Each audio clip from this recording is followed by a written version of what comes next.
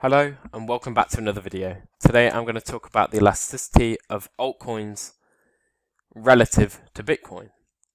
So, I always consider risk as the main part of crypto.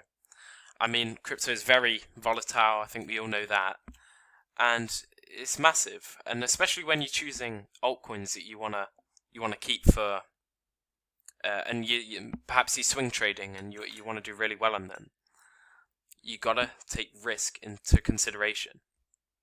For example, if Bitcoin's dumped 20% and your altcoin has dumped 50%, and then let's say Bitcoin goes up 10% and then your altcoin goes up 40%. If you don't think that's risky, then fair enough, but I do. So this is what I look for with a lot of altcoins. I mean, you could perhaps even compare your altcoin to Bitcoin and just see how volatile it is. And if it's really volatile, then you could say within the crypto market, you've got a volatile coin. And there are many layers. There's many categories of volatility. I mean, I don't know if that's the best way of putting it, but some coins are more volatile than others. And that's how it will always be. And it's usually the lower cap ones that are more volatile. As you can see, if you look at ETH Bitcoin, I can assure you that, look at that gain. I mean, it's ridiculous. Let's take a percentage there. So this is on Jan the 3rd. So that's 500%. Let's just look at ETH Bitcoin. So when was that? Like January the 1st. So yeah, let's do that. No way near. Not even 100%. So basically what I'm saying is that some coins are more relative than others. More relative, that's not a great way of putting it. Some coins are more elastic than others to Bitcoin's price action. And one thing I look for in a coin is that it is inelastic to Bitcoin in price action. I mean, some are, some aren't. Not all my coins are. I mean, in fact, most of them, I think perhaps every coin in crypto is elastic to Bitcoin to some extent, but, you know, you got to have some coins that they fight by themselves. And if you look at VeChain, for example, it was not been very elastic to Bitcoin. I mean, obviously, I remember it going to about 60 here, and then it came down a bit, but after that, Bitcoin's been going up and down, but we've had a sustained growth here. I mean, them trend lines are practically extinct by now. I don't know why I've left them there. But yeah, looking at elasticity is a massive thing in crypto. And it helps you monitor your risk. I mean, and it usually comes with having a high cap coin. Ethereum is a higher cap coin than Cardano. This could suggest, it doesn't mean it's true, but this could suggest why Cardano's gone up whatever 60x in 1 year and Ethereum's gone up 12x. That's not always true, but you have to consider that some coins just don't care about Bitcoin as much as others.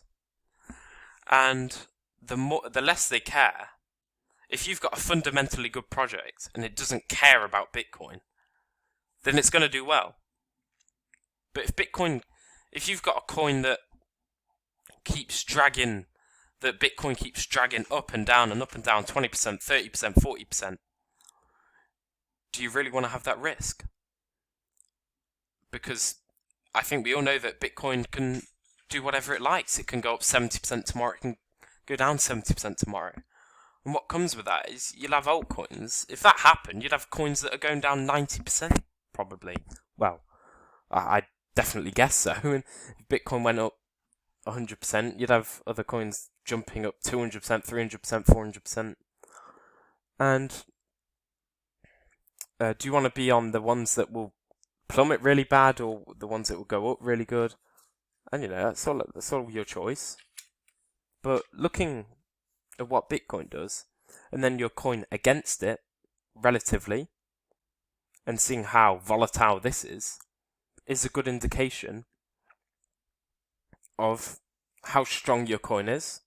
Does it have upward pressure when Bitcoin has downward? Does it have downwards pressure when Bitcoin has upward pressure? I mean, you've got projects that have perhaps gone from 0.005 to 0.000. You'll have ones that have just, practically gone extinct. And that's not to say that some of them won't pump and come back and do really well. But, you're looking at them coins and you're like, crikey, there's a massive volatility here against Bitcoin. We already know how volatile Bitcoin is against fiat. This is a massive risk. You got to consider that. So, that's what I wanted to say. I just want to say that you got to look against Bitcoin, because there's no point looking against fiat. That's what I think anyway. I mean, if you just looked against fiat, it doesn't give you a true indication of how your altcoin acts. I mean, Cardano doesn't act the same way against Bitcoin as Ethereum does. Utrust doesn't act the same way against Ethereum as ADA might go against Ethereum. There's all sub-markets within the crypto market. I don't know if that makes sense, but I don't care. But yeah, I'm just trying to get across that some coins are worse against Bitcoin, some aren't. The ones that usually are the riskier ones, the ones that... It's common sense, really. I just think it's something that's really overlooked. And I find it very useful. And, you can always zoom out and then measure your risk like that. I mean, let's just look at Cardano, for example. I mean, what the hell? So, yeah, if you're buying up here, just know that it was not that long ago.